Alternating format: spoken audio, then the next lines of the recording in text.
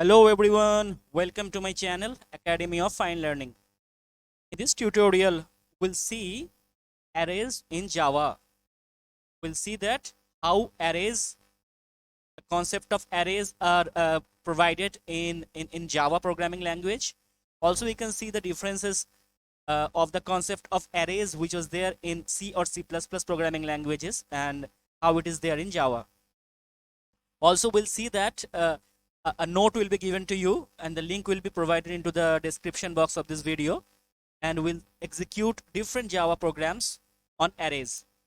So just be patient, don't fast forward or skip this video. Please watch the video till end and get all of the understanding of Java arrays. Obviously, it will be very much interesting. So let us start. We'll first open the note which we'll share with you. This note will be shared with you in description box of the video. You can download that and study all together. So now we'll see what is array. An array in one single sentence is a collection of similar data types. So an array is a group of like type variables that are referred to by a common name. A common name will be there. You can give your name itself. Suppose your name is Ashok. So Ashok may be a name of an array which will hold similar type of data types. So if Ashok is an integer type of array, then it can hold only integer values. If Ashok is a float type of array, then it can hold only float type of values. If Ashok is a something else like the double type of array, then it can hold only the double types of values. So it can hold a single type of values, depends upon the data type which will provide. How we'll do these things, we'll see it one by one. So the Java arrays and the arrays of C++ are a bit different. We'll see that when we'll go through one by one, point by point, and we'll see that how it execute with the Eclipse. We'll show you the execution. We can learn it very clear. Some important points about the Java arrays we'll be learning here one by one. First is that Java arrays are all dynamically allocated. What do you mean by this term? Dynamically allocated. It means that at the compile time, the arrays some memory space, right? So that memory space is not provided, not allocated during the compile time. Rather, the memory will be allocated during the runtime. So we will say that Java arrays all are dynamically allocated. That's the first point.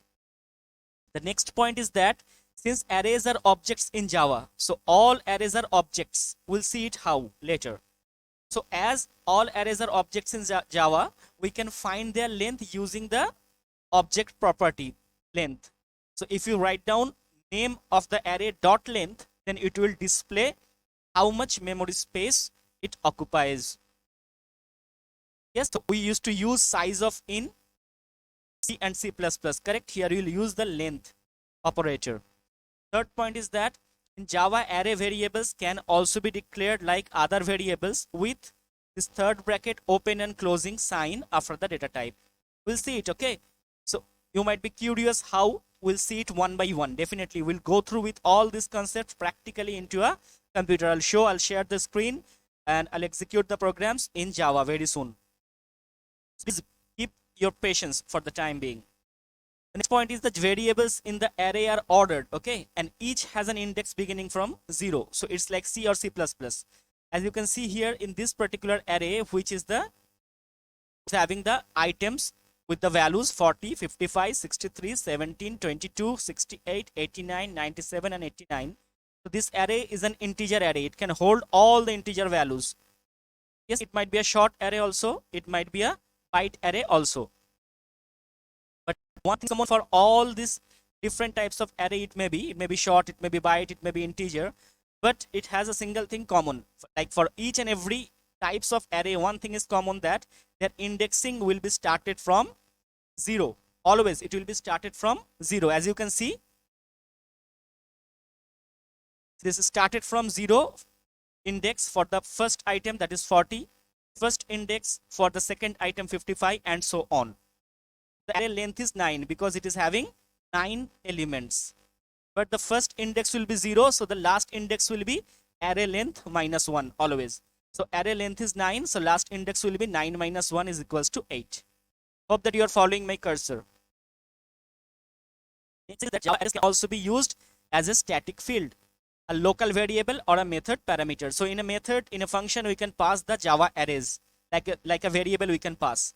We can use it as a local variable. We can use it as a static field. The size of array must be specified by an int or short value or long. Sorry, not long, definitely. The size of Java arrays can never be provided by long. It may be int or short values. The direct superclass of an array object is the direct superclass of an array type is object. Object is what? Object is a class. It's a predefined class by the Java compiler. It resides in java.lang package. It's like this particular package. This package is available to each and every Java program by default. You no need to import this particular package. If you don't know the concepts of package for the time being, just try to remind this and you can recall later when the concepts of Java package you learn. Keep in mind that the direct superclass of a Java array is class object. So I can contain primitive like the integer, character, etc., as well as objects. We can have objects array, string array, and all other non-primitive data type arrays also. Yes, how you're defining depends upon your particular programming method. So this is the array for that. Now we'll see that how to create, initiate, and access an array. So for one-dimensional array, when the array has a single dimension, for example, just a single linear arrays, the arrays which you have seen in general, like the last example I had given. This is an example of a single dimensional array, 1D array. So for that kind of array, we have this particular syntax. What's that? Type space the name of the variable. So type, it may be integer type, then the variable name, any name of the array you can give, and then you have to open with the first bracket and close with the, open with the third bracket and close the third bracket. That's it. Provide a semicolon definitely. An array will be created, or we can give it this thing after the name of the type. So this is also possible. Even before the variable's name, the array variable's name also, you can provide the third bracket. So in any three ways we can create a Java array. Yes, so we have two components to declare a Java array: create, initialize. And Java array can be having into two steps. One is the type you have to provide. Yes, the type means the data type, integer, float, character, or a particular object. In case of object array, you have to give the class name. We'll go through on those details later. So you have to provide first, then you have to go through with the variable's name. That's it. Next, we'll see with a program. Suppose this particular integer array we want to define. We'll see that how it happens. In this particular class I have created, in this class we'll provide this example. So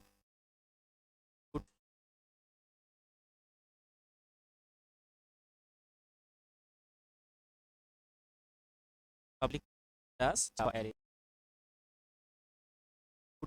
So we can put int array. So it will pick up here. There is a small warning is given, that is the local variable int array is not used. So if you use int array, then this warning will not come. So there is no compile time error. There is no error is showing by the compiler. It's a warning only. So it means that it's a correct syntax for 1D array. Yes, similarly we can give for all other syntaxes over. We can use this. See this. Now we are defining here, declaring here one byte array. Name of the array is byte array. How it is different from the variable? If you don't provide these two brackets, then the byte it as a single byte variable. Just to provide a third bracket open and close, it becomes a byte array. Similarly, a short array is separated by short variable by this signature, this sign. Similarly, for boolean, for long, for float, for double, and for character, it is separated by this particular symbol. So this is how the declaration of an simple variable and array can be differentiated. Now we can have this particular class. Suppose this is a class. We have defined this. The name of the class is my class. Yes, and we have this my class array. So my class is a reference. The array of the type my class. So objects of my class can store over there. Similarly, for objects, we can create array of objects in this way. We can create the collection of array of collection in this way. So these things are advanced concepts in array. We'll go through later. If I just try to explain these things to you and push your brain onto these things, then definitely you will get confused. So I'll not touch these things. Let us start with the instantiation. How to instantiate an array in Java. So the syntax is very simple. Provide the variable, the array variable's name, and use the new keyword and provide the data type and their size. As simple as that. Yes, so let we go through with this particular example. So we are defining an array. The name of the array is int array. Okay, int array is of type int because we have defined over here int, and it's an array because we have opened the third bracket and closed the third bracket over here. Now this int array, this particular int array is allocating the memory of 20 integers. So you are using this new keyword. So you are allocating the memory to this particular int array, and the size of this array is 20. The 20 int variables, 20 int values can be assigned to int array. It will be having the starting index 0 to 20 minus 1, that is 19. So 0, 1, 2, 3, 4 till 19 will be the index of this 20 values. Or in single line you can do like this. If you define like this, then also it's possible. So int, the last thing we are doing into the single line. What we did in the last time, we can do it in the single line. That's what it says, nothing else. Yes, we can do it this way. So integer int array is equals to new int 20. The same thing of the last example, last explanation is also implied and applicable over here. The elements in the array allocated by new will automatically be initialized to 0. Always it will be initialized to 0 for the numeric type. For boolean it will be false, and null for the reference type. Reference type means object types, for example. So obtaining an array is a two-step process. First, you must declare a variable of the desired array type. Second, you must allocate the memory that will hold the array using new and assign it to the array variable. Thus in Java, all arrays are dynamically allocated. That's why we say it will be allocated during the runtime. The compile time, it will not occupy the entire memory space. During the runtime, it will generate the memory space and it will allocate the memory space for that particular array's name. So how we'll provide the array literals means the array values. This is not so widely used, but let we learn. For as a beginner, we should supposed to know this. In a situation when the size of the array and variable of the array are very much known, you know clearly that this array may have only this range of values, then array literals can be used. For example, here in this particular example, suppose we are going to create an array which will hold the first 10 toppers. So we know that we'll assign some values to them. 1, 2, 3, 4, 5, 6, 7, 8, 9. 7, 8, 9 and 10. Only that much will be assigned. So on that particular case, we'll provide this particular array. That's it. So this array, int array, the name it is int array. You can give any name definitely. You can give my name. Yes, you can give Ashok. Yes. You can give Ashoka's name, but whatever the name you will give, it will hold these 10 values only. This array will hold only 10 values, that is 1 to 10, and type of integer. That's it. Yes, and when you're using an integer array, you have to make always new int only. If you make it float, then it's not a good idea. It will throw a compile time error. It's type mismatch. You have to give it always to int only. Just to follow these little instructions. Yes, how allocate this? Now we can allocate this particular array with this particular values. Yes, the length of the array determines the length of the created array. There is no need to write new int part in the latest version of Java. In Java 8, you don't need to write on this. Accessing Java array elements, you can use the Java loops, like the do while loops or for loops. You can use for accessing the Java array elements, because it's a loop. It will go through from one particular stage to the another particular location. I mean, it will start from 0, the 0th index, that is the first element of array, can be one by one accessed till you go to the last element, that is the length of array minus 1. In this way, the entire array can be traversed by using the Java loops very easily. The loops like the for loops or do while loops can be used for that.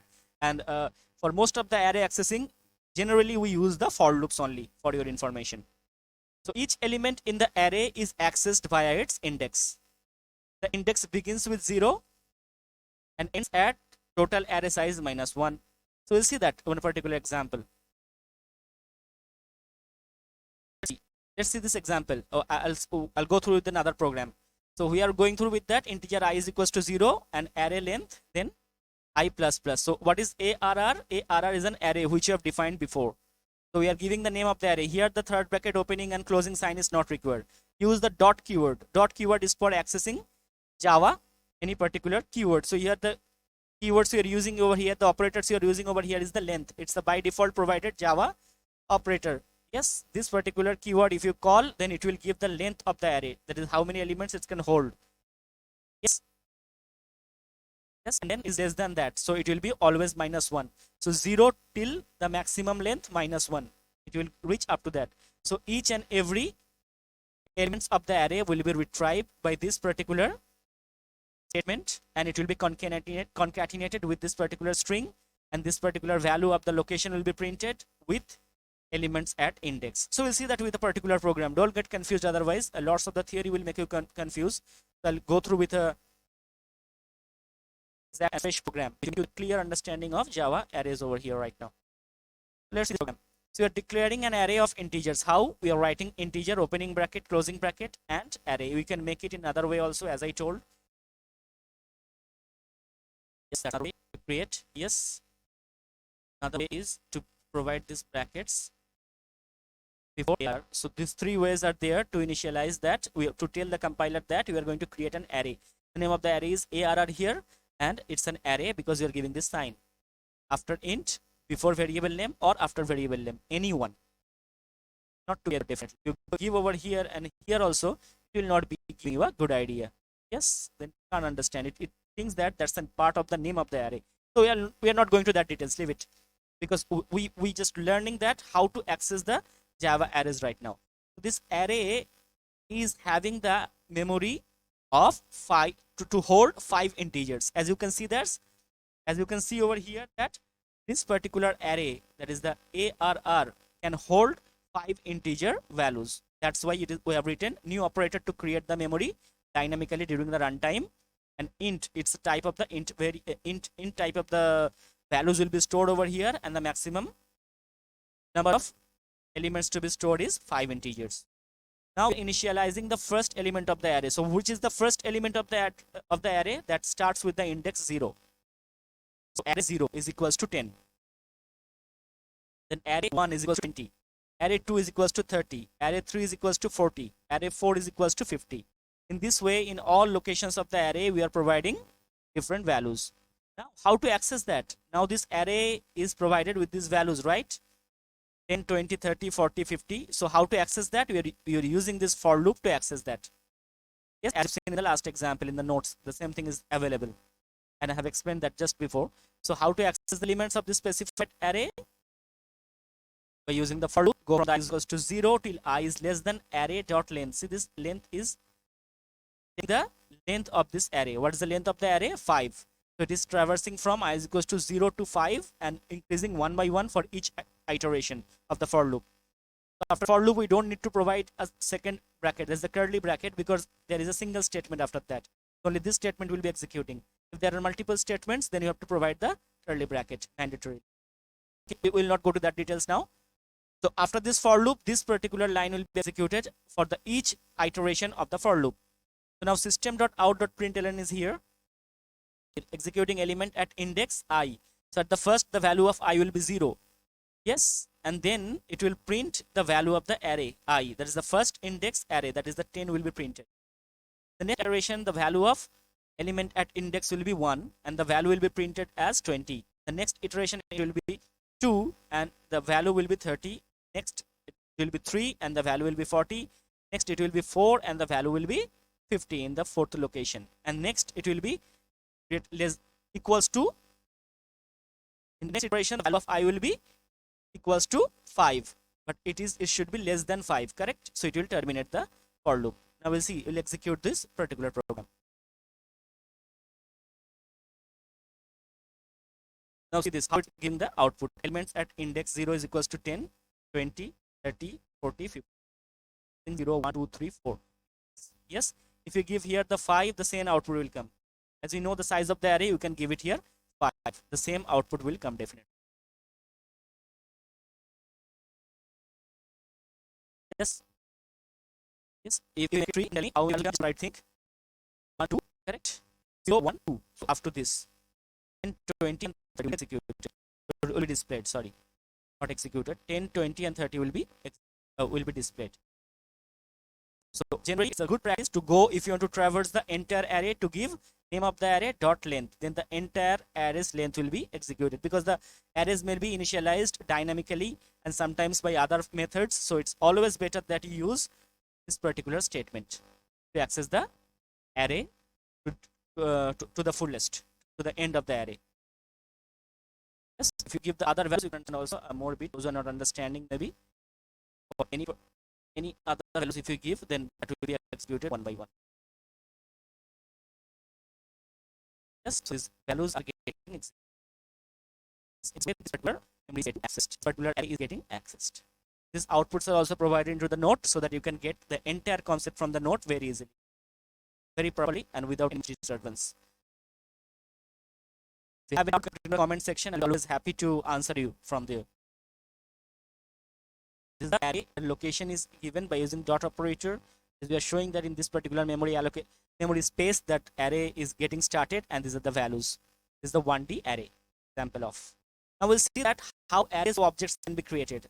That is non-primitive array. The last example was of primitive array because it was of the type int. Now if you have to change it, it will show you to the non-primitive array now. Arrays of objects. So for creating an array of objects, first you need to have a class. This is the name of the class here, student. We're creating the name of the array is ARR, and we are creating 7 objects of the students. So we are telling that this array can hold 7 objects of this particular class. Yes, a small program. This program will go through with that, and I'll show you how to execute this short problems. It's a very nice and very interesting program actually. You have to throw error because GFC cannot be understandable. See here, we have public static void main in this particular class, right? So the class name should be always to the name of this particular .java file. So Java arrays. Now about.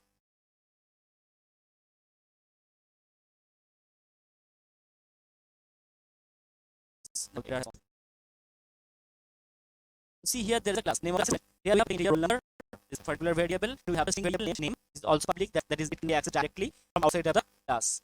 And then we have the students constructor. So this constructor takes 2 particular arguments. The first argument is the roll number of type integer, and the second argument is name of type string. Yes, this keyword is used to specify that we are going to assign this particular variable, that is the roll number, to the roll number variable which is defined inside this class. So that is that this operator is used. This dot means the current object is referring to this particular roll number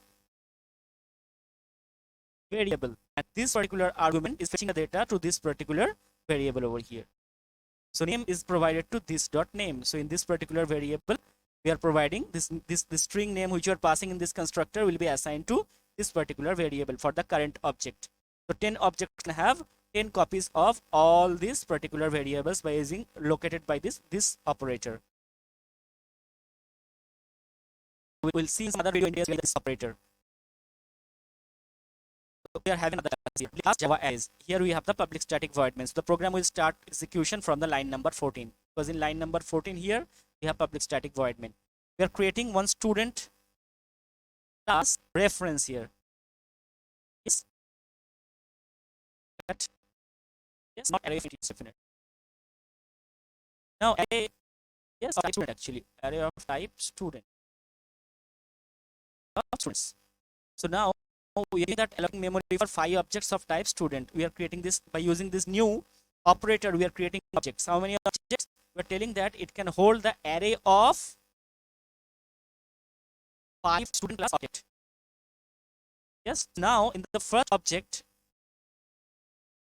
The first object is like last you have seen that there was a number of integer stores into the particular memory space, right? Here you are seeing that many objects are located into memory space separated by its the occupation of the memory space. That's it. So if the first object takes 5 bytes of memory space, the next object in the array will be located. Suppose the address is x. So in the next object will be in x plus fifth index. Next object of that will be in the x plus 5 plus 5's index, and so on.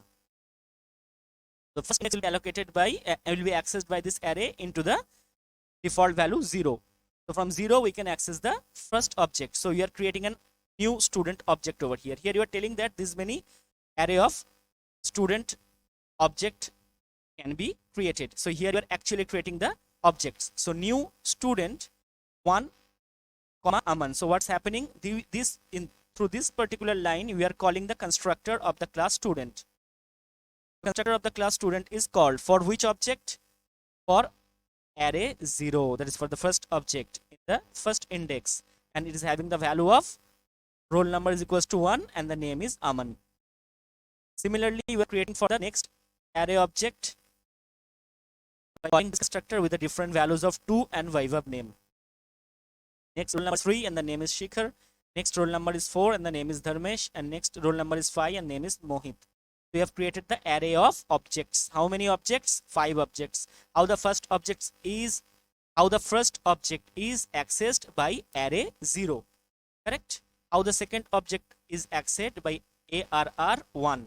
How the third object is accessed by using arr 2. How the fourth object is accessed by using arr 3, and fifth object by arr 4. This way we can access these objects. Now we'll see that how to get these objects, how to access all of the elements of these objects in a single way, that is using a single for loop. We'll do it. See this here, the strategy is all same like the last program. Here I is equals to 0, then I is less than array dot length, that is the total length of the array, and I plus plus. Now you are printing that system.out.println like a single line for your simplicity understanding. So here we got the elements at first location, that is the 0th location at the first iteration. Then array I dot roll number, so it will fetch the first roll number, that is the in 0th location. The first object is there, na? The first object is having the roll numbers copy of 1. See this? First object will be having, that is the array 0 will be there, na? I's value is 0 at the first. So arr0 will be having the copy of roll number is equals to 1, and the copy of name is equals to Aman. So that will be printed in the first iteration. Next iteration will get the value of I is equal to 1. Yes, because it is I plus plus. So there we'll print the value of arr I is equals to, this is referring to this particular object. It has the roll number copies as 2, the name copy as Vaibhav. And the same way it will print in the output screen 3 Shikhar, 4 Dharmesh, and 5 Rohit. Let's check. Let me click on the Java command. This is element at 0, then first the arr 0 dot roll number is equals to 1, then we have given the space, and then name. So you can give another thing also. You can give like roll number. So really easy to understand. Roll number and set. Roll number 1. Okay. Roll number.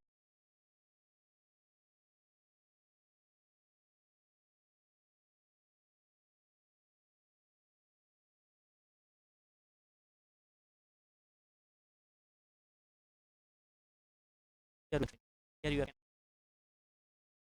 The roll number values it's required and by use this out.print. Now roll number 1. Give us any.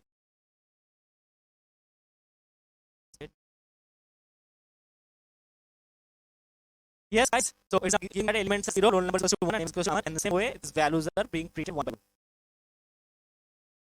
Yes, so this is an example of what? Arrays of objects. It's an array of object.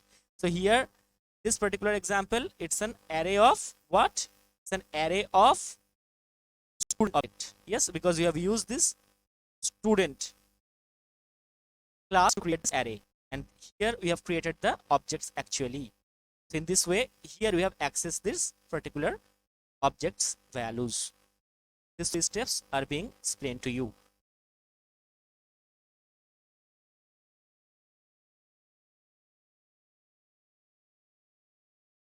You will see this array index out of bound example. See this, it's for assembly.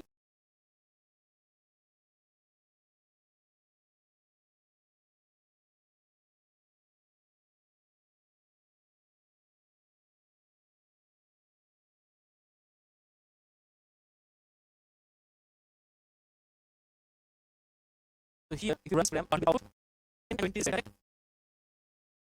Yes, that's showing that Java and array index out of bound exception. So while executing this particular program, Java found that this program is having some logical error, not syntactical error. Yes, yes, it is greater than equals to this sign array.length. So when it's going to 0 and 1, it is getting the value 10 and 20, and it is printing over here. But as it is greater than equals to 1, it means that it is going till array.length, that will be having the value 2, right? That's the length of the array. But there is no values in ARR2. It's not possible because it can hold only 2 items, that is 10 and 20. The location in the array location index, sorry, array index or array location, whatever you want to say, we are using the term index. So let me continue with that. Array index 0 and 1. So when you're going from the for loop, I is equals to 0, and in the integer, the next iteration integer I is equals to 1, then it is already printed the value of 10 and 20. Now when it is going to I is equals to 2, then also it is satisfied, right? Because it is less than equals to. So if it is equals to 2, then also this for loop is executing. So in that particular case, it is displaying the Java compiler runtime. It is displaying that Java lang.array index out of bound exception. Yes, and so value is printing 2, because it's not possible that in this particular case we cannot go to 2. So because there is no ARR2, right? There is no ARR2, correct? It's not possible also to give ARR2 because it's having the maximum space of 2 integer values, and that has been given already. How can you give the third element? It's not possible to give third element. That's why it is showing error over here. See this, it's showing error, right? Array 2, how can you give some values? Yes, so here we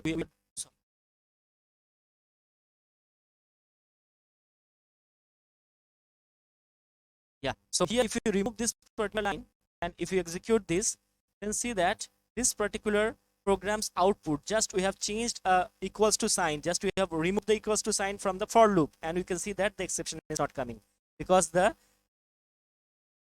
iteration for the for loop is in the range of the array 0 and 1. If it goes beyond to the range of the array, it will throw that array index out of bound error.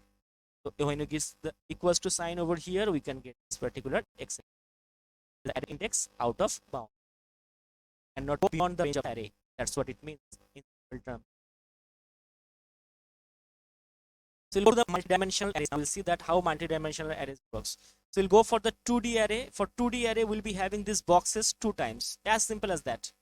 It will tell that there are 10 rows in this particular arrays, in this particular array with the name int array, and there are 20 columns. In this way, it will hold an 2D matrix. 2D arrays are matrix only. So for 3D array like that, this boxes, this opening bracket of third bracket and closing bracket of third bracket can be repeated 3 times. It will be a 3D array. For 4D array, it will be 4 times like that, and so on. So this one dimensional array program here, we'll see with the simplest one, with the 2D array. So do this. I hope that you can understand this program now. Is a 2D array. Yes, because as a 2D array, we are defining it using the opening bracket and closing bracket of third bracket into 2 times. Here it shows the value of the first row. There is in first row 2, 7, and 9 is provided. In the second row 3, 6, 1 is provided. In third row 7, 4, 2 is given. So in the first column the values are 2, 3, and 7. In the second column the values are 7, 6, and 4. The third column the values are 9, 1, and 2. Yes, now how to print this value? This 2D array, this matrix with the value 2, how the values are actually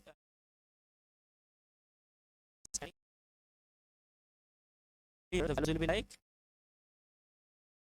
the output the values will be like 2, 7, 61, 742. There will be no comment.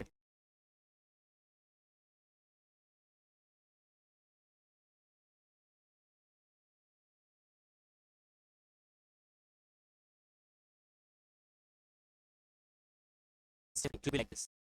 Like this. Slash are only for coming. I will not understand what you write. It will be displayed like this. 279 in the first row, 361 in the second row, 740 in the third row. The first column 237, second column 746, 764, and third column 912. Yes, how to print this 2D array? Printing 2D array requires 2 for loops. Printing 3D arrays requires 3 for loops, and so on. So how to print this 2D array? Integer I is equals to 0, I less than 3. Why I is less than 3?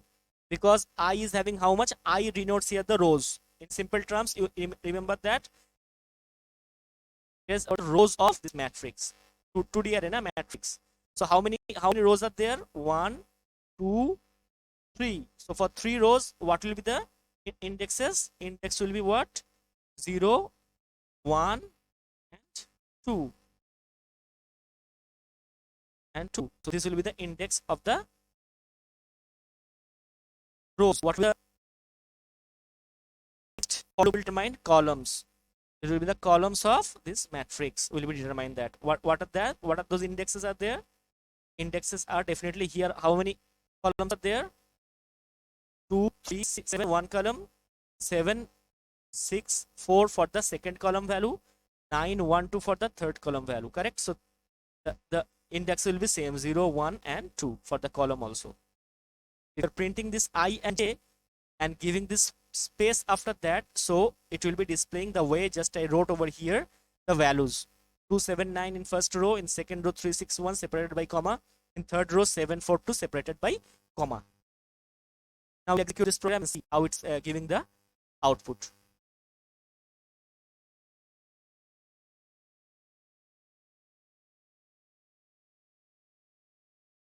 Okay, now you see over here 279, 361, and 742. This is how these values are now displayed. So this is how we access the 2D arrays.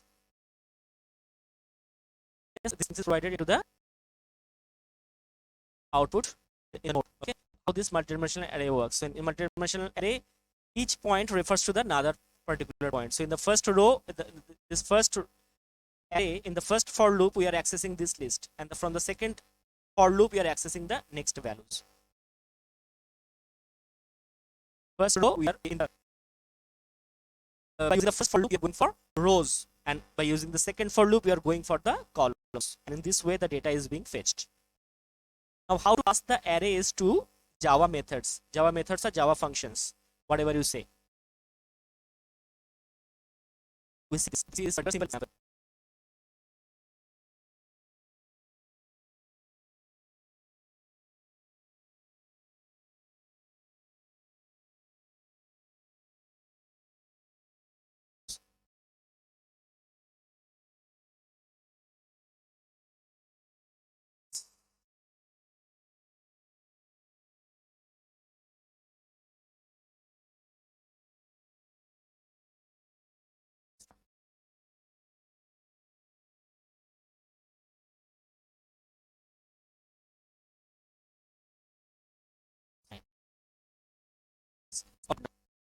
So we'll execute this program. Yeah. So we have the picture environment start with that. The program is starting over here. Now we define one integer array. The name of the array is ARR. It's having the value 31254.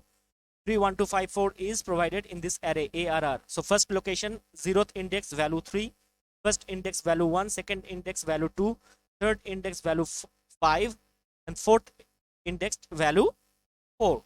We are calling the sum method now. We find the sum method, correct?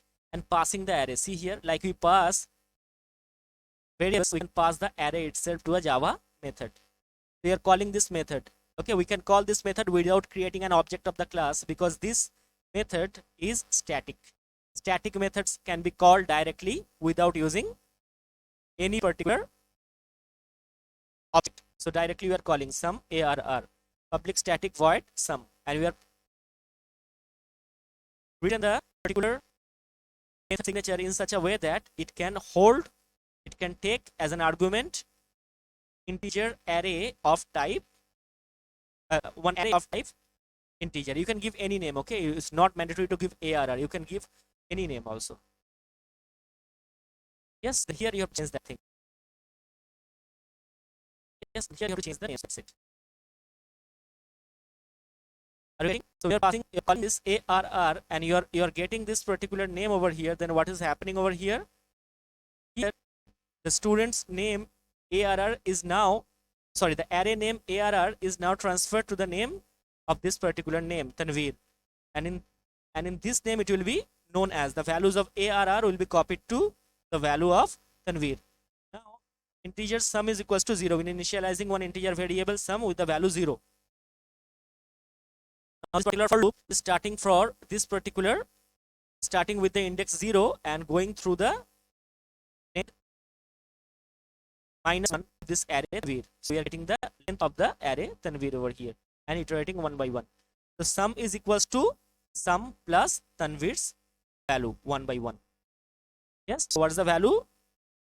What is the value of Tanveer 0? It will be 3. Tanveer 1 index, it will be 1. Tanveer 2, it will be 2. Tanveer 3, it will be 5. Tanveer 4, it will be 4. Yes, and it will be keep on adding that. So in the first iteration, what will happen? It will be, so 0 plus 3 equals to 3. Next iteration, it will be 3 plus 1 equals to 4 will be stored. In the next iteration, it will be 4 plus 2 is equals to 6. It will be stored 6 over here in this variable sum. Okay, all the time, all these things will be stored. These results will be stored in the variable sum always.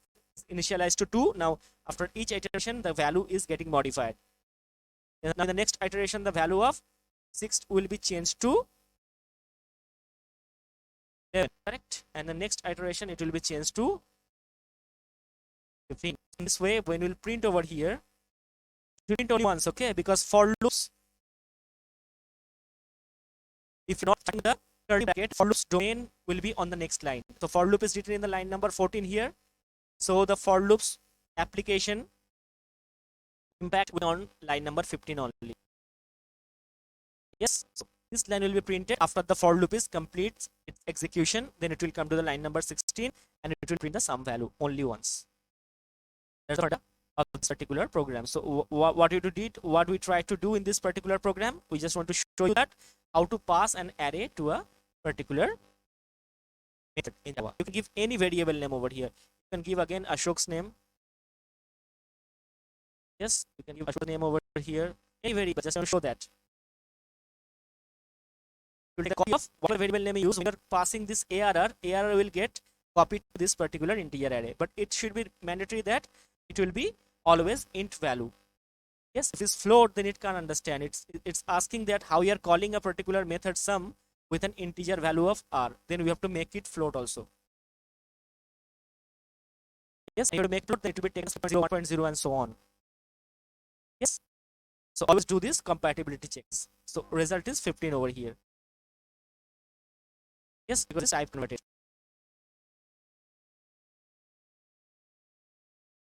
Yes, correct. Sum is here.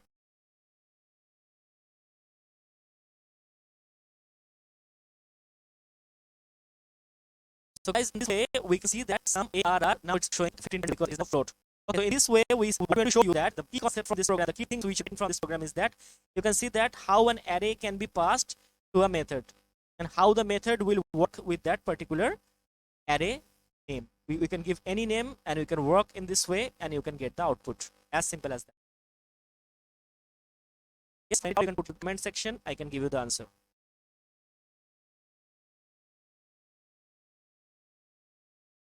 So here you're seeing that how to return arrays from methods. How to return arrays from methods. It's a very nice concept actually. So a method, this example we have seen that a method, the name of the method is some, it's taken input array. Now how to return an array from a method? Yes, like the method can return integer values, right? Like return 1, return 0, like that. So integer value it can return. So how to return an array itself from a particular method? We'll see. It's a simple concept here. If you understand the last program, you can understand this also. As simple as that.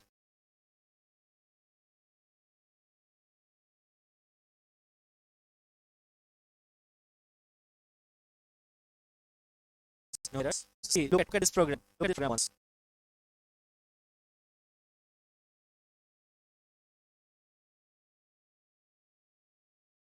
So here what we're doing actually, int array is what one method, correct? It's a stat method. And its return type is integer. Look at very carefully. In last program, return type was not int, it was void. Look at the last program again. Return type was void for some method we used. Return type was void, so it was not returning anything. In this particular program now, we are returning what? Integer array. We are telling that we are returning integer array, and we are returning new int, means we are creating an object of int array, correct? And with the value 1, 2, 3. So when int array is calling m1, it is for getting the value of 1, 2, 3. As simple as that. Very simple. Just listen again carefully. Int arr, arr. This arr array is getting the value of 1, 2, 3 by calling the method m1. How? It will call directly to the method m1. Method n1 is returning an integer array with the value, the literal 1, 2, 3, it is assigned over here. This value is getting automatically. So now it's as if integer arr is equals to 1, 2, 3. It's like int arr is equals to new int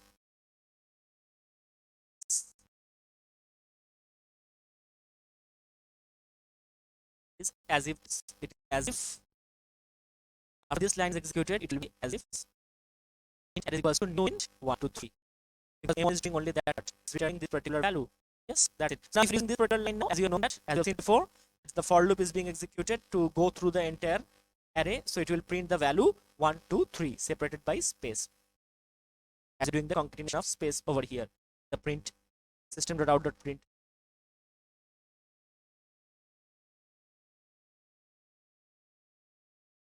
Here now the output is 1, 2, 3 is being printed over here. Yes, it's a program now to understand. Hope that you have understood this program. For any doubt, you can just put your doubt in the comment section. Answer about it.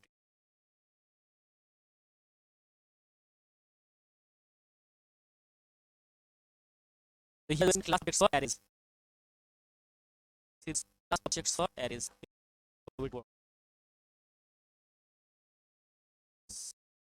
Objects for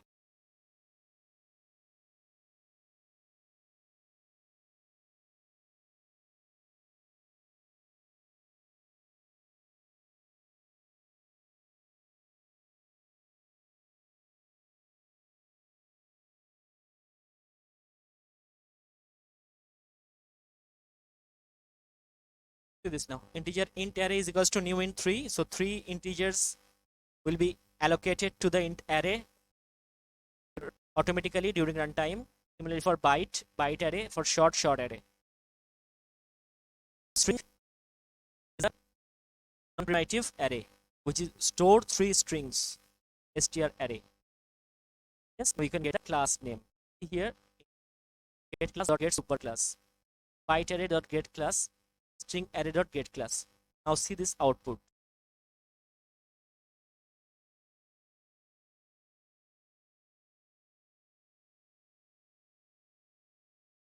Static.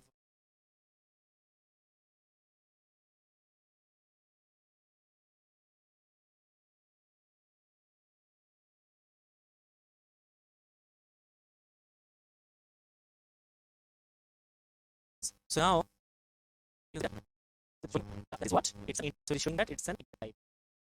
Here is showing the next that all the superclass for all the arrays are what object class I told, and I have written into the screen as you have seen. Maybe definitely you can remember. I hope that you can remember.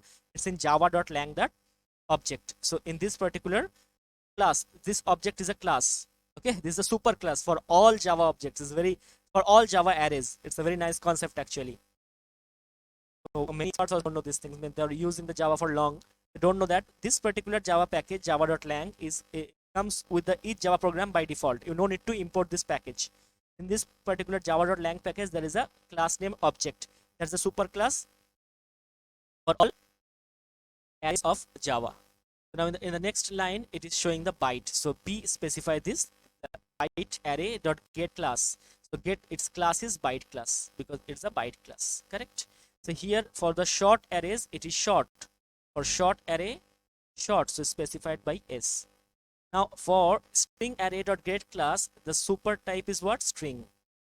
The class type is string because string array is of type string. So string is non-primitive data type that will be displayed over here. It's in java.lang.string. Yes, that's what's over here. Class objects or arrays can be fetched in this way.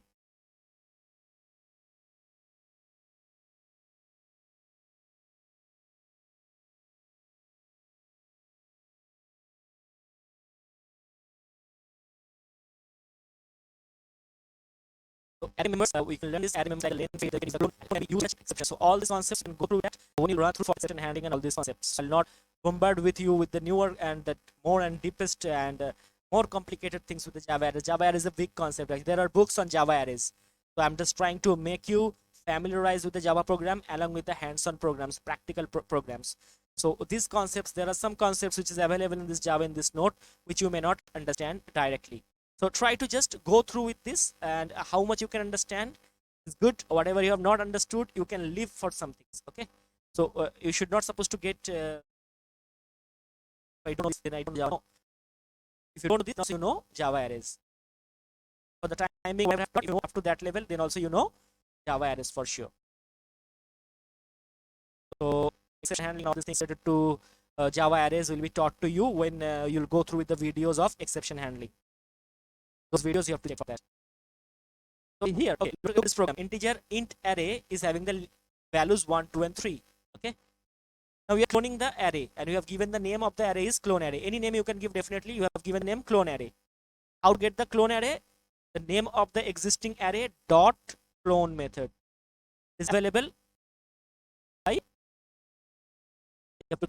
Java.lang object. In this particular class, this clone method is defined. You no need to define this clone method. Just you call the clone method and you have got the values of 1 to 3. Yes, now if you check that int array is equals to clone array, if it is true, it will be definitely true. If it's false, it will be false. And we're accessing the clone array in this way. And we wish to see that 1 to 3 would be printed in the output screen. Because we are accessing the closed array in such a way that we are getting this.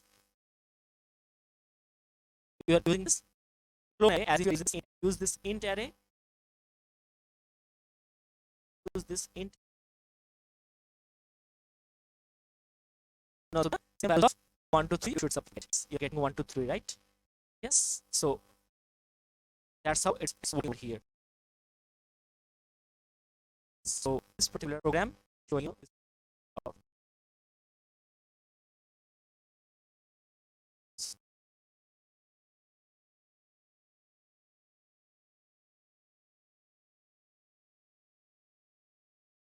Okay, show this. Okay, so this okay. Here this particular line will say false. Yes, because it's created for one dimensional array, so it will be given false. Show now this particular program. Now tell me the output. Just look at it for 2 minutes. Just take your time for some seconds, not 2 minutes. Definitely, it will be too much. Tell me and try to write down or think about the output.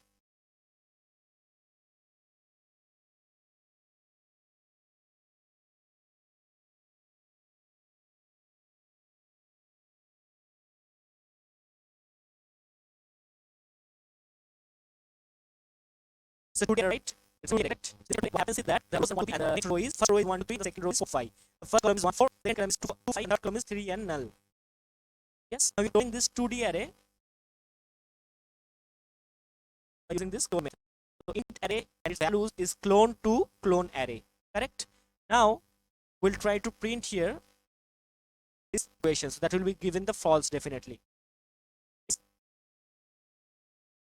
So we'll print true as shell copies created, sub arrays are shared. Now it will be given the different output. See this now, whatever the output we have seen in the last program, that is the false. So it will be given here only false, but here it will be given true. will print true. Why? Shallow copy is created. The sub-arrays are shared. So int array 0 and clone array 0 are same. Yes, int array 1 and clone array 1 are same. So this is the shallow copy squared. For the shallow copy, it will be given true. Yes, and the last program, it was not the shallow copy. Here you have written these things. Yes, so it is given true and false. So if you don't understand and if you don't want to stress on this, why this giving the true and false, then it doesn't matter to you. You have learned always regarding the Java arrays.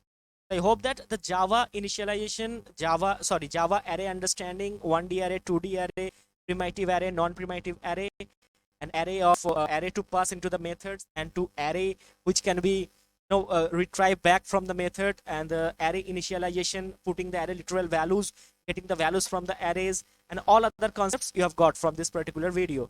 In case if you have any doubt, you can put into the comment section. I can give you all the answers over there. Another thing, remember that the note will be available into the description box. Please download the note, study from there, run this program parallelly with while watching the video. Parallelly, you can run the programs which is given into this particular note, and you can just cross verify and cross check with your program and the video content. Then your learning will be complete. You can have a hands-on in Java arrays. If you like my videos, if you like my tutorials on Java, please like, subscribe. Yeah, definitely subscribe to my channel. Thank you very much.